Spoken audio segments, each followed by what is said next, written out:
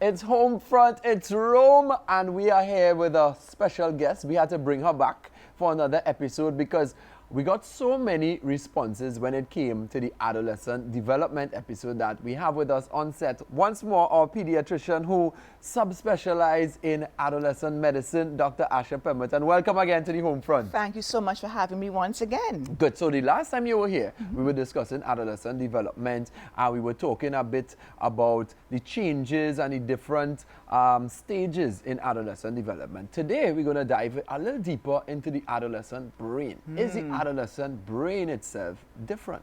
The adolescent brain or the teen brain is a magical and mythical being. So basically, in early childhood, the brain develops quite a bit. So the brain increases in size. But during adolescence, what happens is that specific pathways or complexities of the brain change a lot. And for example, teenagers who play the violin or who learn instruments, those brain pathways get more developed and they can play these instruments for life. Likewise, skills like riding a bike or swimming or gymnastics. In the same way, young people who play games get very good at it, and if that's all they do and neglect other parts of their skills or development, then they're less able to do those things. So there's a bit of a use it or lose it principle in the teen years. The things that young people are exposed to and practice a lot, they become very, very good and efficient at, and things that they don't do. It lasts for a lifetime. For yes, a lifetime. Absolutely. But things that they don't do. If you ride a bike, if you learn to ride a bike, you would never forget it. You have those skills forever. In adolescence, though, in addition to physical skills like riding a bike or playing an instrument, social development skills, emotional management skills, communication skills, all of those brain pathways become stronger, if you will, or more concrete if young people learn those skills and get to practice them as adolescents, whereas those who do not go into the adult world with less of those capabilities. Does that make sense? So it really is important for parents to understand that the teen brain is really receptive to changes and maturity based on exposure and supervision. So on that point then, we need to be careful what the adolescent brain consumes in terms of information, in terms of whatever they are exposed to at that age, because it's going to have a lifelong effect. And that leads me to these devices that they are now glued to. And what is your take on that in terms of them being glued? Why are they so glued to these devices? Why are they sucked into these games these tablets and these phones like that? Well, there are a number of reasons for that. I mean, exposure and environment are everything. So first and foremost, the creators of games and social media, these are behavioral scientists, these are graphic artists, these people are at the tip of their game. And so all of these apps and devices are extremely alluring. And so when you play a game, do you play games yourself? Do you play Among Us? None of that? No? Okay, well, if you play these games. I used to though, so I know. Right. Before. Actually, I play like FIFA. Okay, there you go. And when you win or you're doing well, you feel good. Yes. And there are actual neurochemical reasons for that. There are increases in feel-good hormones such as dopamine. And so winning a game feels good. Connecting with friends online, if they're chatting on Discord, a very popular app, it feels good. And so that's why they keep doing it, because young people want to feel good. And there's actually a neurological reason for that. So the teen brain, or I guess all of our brains, are made up of different parts that control different functions, if you will. And in adolescence, the part which is most dominant is an area called the amygdala. And that area sort of mediates emotions and impulsivity and drama. And that area, amygdala, yeah. And it is more dominant than the prefrontal cortex, which is sort of your rational, planning and organized part of your brain. That executive functioning center gets fully mature into the 20s. So this is why teenagers, where the amygdala is in control, they want to feel good, they're impulsive, they're having fun. So if you add to that a game which is fun, or Snapchat, which is lots of fun, and Instagram, lots of things coming at you, you can see why that addiction or that attraction develops. And so as I always say, young people will be attracted to social media. Why? Because it's attractive, let's be honest. It's created to be alluring. It's created to get you into it. And their brains are also that much more receptive to things that feel good. This is where parenting must come in. I am in no way saying that adolescents should not be allowed to play games or they can't go online. I'm not saying that. But supervision and controls are required, and parents need to know their young people. Your teenager will be different from my teenager. Perhaps my teenager can only manage an hour a day, whereas yours can manage 3 hours a day. But you have to know your young person. You have to take the time and set in the rules as appropriate for your young person. Now, on the flip side of that, where you have the feel-good and that dopamine rush. Now, I remember internationally it was discussed with Instagram, where people were getting this dopamine rush from likes. Right. So the adolescents and even the adults now would post these pictures because they are addicted to the likes. And when they get these likes, it gives them that dopamine rush. But then when they don't get the likes, They take it down. So there's a bit of a metric that teenagers use. If you don't get 100 likes within an hour, they will take down the post, because that's sort of your benchmark for a successful post. So if it's going too slowly within the first hour, at least that was the culture a little while ago, they would remove the post. So if you look at the Instagram feed of many teenagers, they may have 0 posts or 4 posts, and you always wonder, well, you're always posting, how come your overall feed is so scanty? It's because those that are not successful, they remove I didn't them. even know that was happening. That's why I'm the queen of teen, my friend. You're the teenage whisperer. Exactly. So there are lots of reasons for it, but we need to understand this as adults who care for young people, so that, again, we can help them to develop that sense of identity apart from likes. As Chronic says, do it for the love, not for the likes. We have to empower their sense of self-esteem, their sense of identity, and not link it completely to the digital media. Okay. So how do parents now, knowing this and knowing that the adolescent mind is different at that stage, how do they communicate with their adolescent or their teenager in the household? Time. And so I think the number one thing I share with families in my work is that parents and guardians, carers, depending on who's in the home, they need to take time with their teenager one-on-one. We actually call it teen time, cute little name, but we have to make time day by day, 15, 20 minutes to speak to your young person to understand the individual that they are becoming. So within your homes, because we can't go out right now, we must be safe, but within your homes, separate them from the siblings, have a meal together. Look at them in their passion, whether they're into drawing or painting or whatnot. Even offer to play a game with them. Right. But you have to spend time and communicate with them with an open mind and no judgment. We may not always like the things that our young people are interested in, or the interests that they have, or the orientation they might have, but they will be who they will be.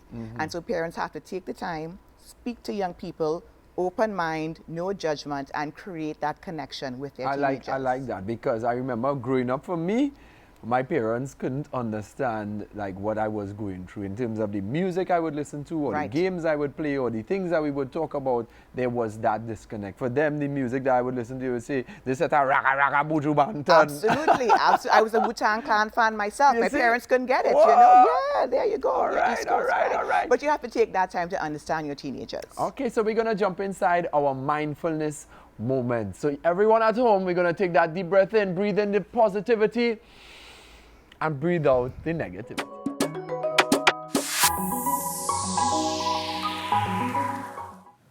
Welcome to this mindfulness moment.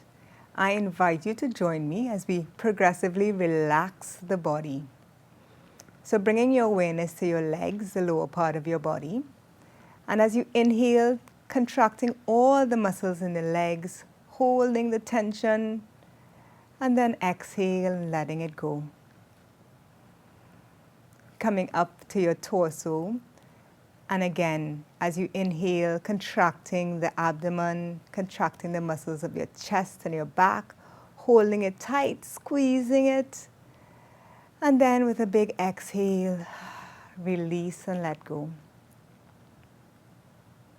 Bringing your awareness into your arms and tensing all the muscles in your arms, making a fist, holding it tight, and relax and let it go. Bringing your awareness into your face and just squeezing the muscles of your face, squinting your eyes, tensing, locking your jaw, holding it tight, and then relax and let it go. So sometimes we're holding tension in our bodies and we're not exactly sure how to relax it. And by enhancing the tension, it helps us to release and remind us to be here now.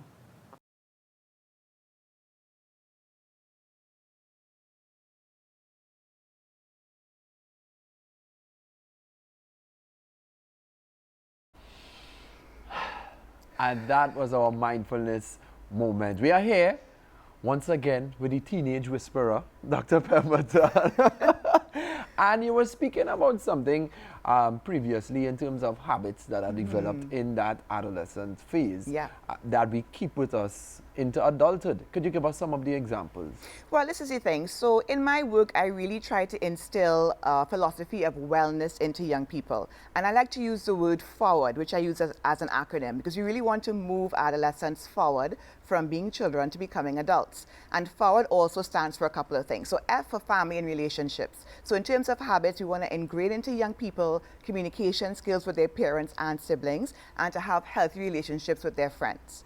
O is for organization, so time management, being responsible for the things that they need to do, to delay gratification and to prioritize things so that they're more efficient and organized in their lives.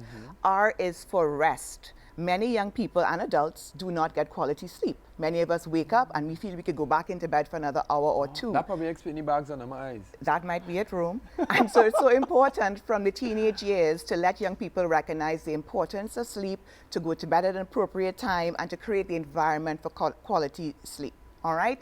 W for wellness. In terms of physical activity and nutrition, we know through research and experience that young people who are ingrained in unhealthy eating habits and are of unhealthy weights are more likely to carry these forward into their adult lives if those habits are not arrested in the younger years. Let me just stick up in right here with that. So if you have an obese teenager, what is the likelihood of that teenager becoming an obese adult? Because a lot of people think, don't worry, as you get older, they'll throw off that weight, man. That's a mistake. They're very likely to be unless behavior modification or change happens in their younger years. And so emphasis on vegetables, fruit, lots of water, avoiding sugary drinks, all the advice that we know and love.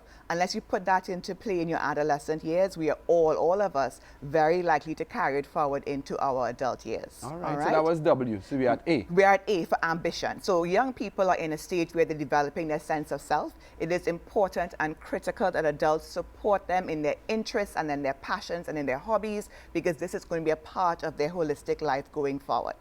R is for resilience. So resilience meaning developing that sort of sense of positive skill set to help them to navigate change and to navigate adversity. We're living in a pandemic. Nobody saw it coming, but we all require the tools to help ourselves move forward. So that's resilience. And the last set of skills is divinity. We are a culture and community where historically all of us, or many of us, practice some sort of spiritual or religious practice. For many reasons, that is sort of dwindling in the current sort of generational space. But it's important, I think, for all of us to revisit that and to instill these values into young people. So putting that all together, we can help to move adolescents forward. I love the acronym. I love it. You all heard it from the teenage whisperer herself, our specialist when it comes to all of our adolescents. So I hope you all learned something, all of you who have teenagers at home and you're wondering how everything is unfolding with them.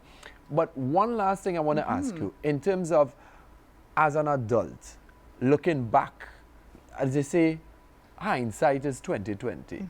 What could we see, what habits could we have seen as an adult that we may have picked up as an adolescent? Right, so for all of us, negative life events are part of life. So we would have all experienced some trauma, some grief, some loss, and our responses to that in the young years often will predict our handling of adult situations. So for example, if we grew up in a home where our parents were hostile and argued a lot and displayed a lot of anger when they disagreed, we are quite likely to take that forward into our own lives. So as an adult, the way we manage relationships, the way we manage conflict, the way we communicate, and very much our eating and physical activity habits are often very much brought forward from childhood. And so if we could look back with a critical but supportive eye onto our own lives, recognize areas which we can perhaps change and improve upon, and embark upon a journey of consistent and sustained efforts, I do believe we are all able as adults to navigate those early changes and reach our fullest potential in our lives. All right. Thank you very much, Dr. Pemberton. Right now, we're going to take one of your questions that you submitted. So keep submitting those video questions. You can send it to either the email address on your screen,